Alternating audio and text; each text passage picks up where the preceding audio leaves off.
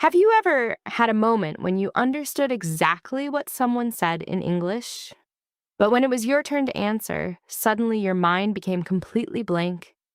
You knew the vocabulary, you had studied grammar, you had watched English videos, and maybe you even knew exactly what you wanted to say, but somehow the words just didn't come out naturally.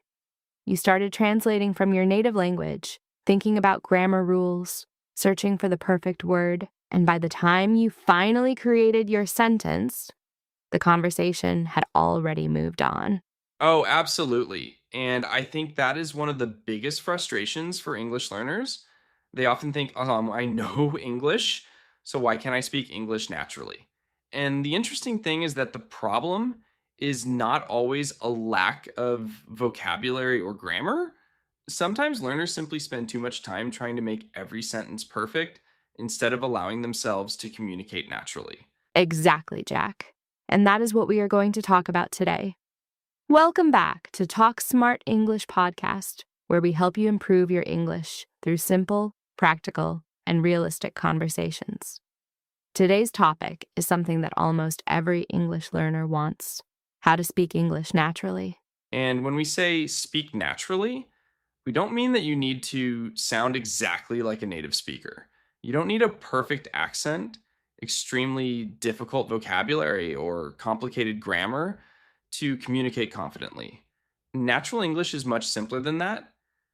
It is about expressing your ideas comfortably, using common expressions, connecting your thoughts smoothly, and not translating every single sentence in your head. That's such an important point. Because sometimes English learners believe that speaking naturally means using big words like consequently, nevertheless, or approximately in every conversation. But if you are talking with a friend and you say, nevertheless, I am unable to attend the gathering due to certain circumstances, it may be grammatically correct, but it probably doesn't sound like normal everyday conversation. Right. You could simply say, but I can't make it today. Something came up. And that sounds much more relaxed and natural. So, today we're going to show you how to move away from textbook English and start using English that feels more comfortable in real conversations. And I want everyone listening to remember one thing throughout this episode. Don't try to speak perfect English. Try to communicate naturally. Mistakes are okay. Pauses are okay. Forgetting a word is okay. The goal is to keep the conversation moving and become more comfortable expressing yourself. So, if you understand English but struggle to speak it, stay with us until the end. We're going to talk about several simple techniques that you can start practicing today, even if you don't have an English speaking partner.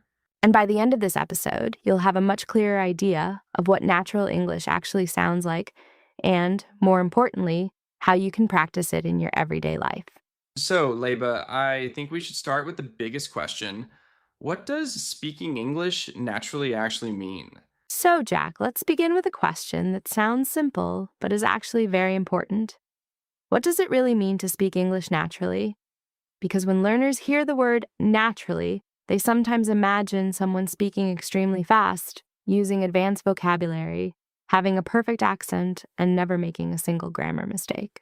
Exactly, Leba. And that idea can actually make learners more nervous. They think, if I don't sound like a native speaker, then I'm not speaking naturally. But that is completely wrong. Speaking naturally doesn't mean copying another person's accent or trying to use complicated English. It means being able to express your thoughts in a comfortable, clear, and normal way and without constantly stopping to translate every sentence in your head. I really like that explanation. Let's imagine someone asks you a very simple question: how was your day? A learner might start thinking, okay, how should I answer this? Which tense should I use? What vocabulary should I choose? Is the sentence grammatically correct? And while they are thinking about all of those things, the conversation becomes stressful. Right. Instead of thinking about every grammar rule, you could simply say, uh, it was pretty good. I had a busy morning, but I got everything done. That's natural. It's simple, clear, and easy to understand, and not. And notice something important there, Jack. That answer doesn't contain any difficult vocabulary. There's nothing impressive or complicated about the words pretty good, busy morning, or got everything done. But when those words are connected naturally, the sentence sounds comfortable and conversational. Exactly. Natural English is often about how you connect simple words rather than how many difficult words you know. You could know 5,000 English words, but if you are always translating in your head and building every sentence from zero, speaking can still feel difficult. That's why someone with a smaller vocabulary can sometimes sound more natural than someone with a much larger vocabulary. They may not know every advanced word, but they know common phrases and expressions that they can use automatically. For example, imagine someone says, would you like to go out for dinner tonight? A beginner might think for a long time before answering, yes, I would like to go to a restaurant with you tonight. There's nothing wrong with that sentence, but in everyday conversation, you might simply say, sure, sounds good, or yeah, I'd love to. Exactly. And that little difference is very important. Natural English often feels shorter, more relaxed, and more connected to the situation. Here's another example. Imagine your friend tells you, I'm really tired today. You don't need to give a long response like, I understand that you are experiencing a high level of tiredness today. That would sound strange. Very strange. Instead, you could say, yeah, me too, or I know how you feel, or you should get some rest. Those are simple responses, but they are exactly the kind of expressions people use in real conversations. And this brings us to something really important. Natural English is connected to the situation. You don't just learn a sentence, you learn when to use it, how to say it, and how it connects with what the other person has said. That's a great point. Because sometimes English learners memorize sentences from textbooks, but then they don't know how to use them in real life. They might know the sentence, how are you? But they don't know many natural ways to respond, such as, I'm doing pretty well, I'm good, thanks, not too bad, or I've been better. Exactly. And natural speaking also means being able to react. Real conversations are not prepared speeches. When someone talks to you, you need to listen, understand, react, and respond. Sometimes you might say, really? Sometimes, no way. Sometimes that's interesting. Sometimes oh, I didn't know that. And those little reactions make conversations feel alive.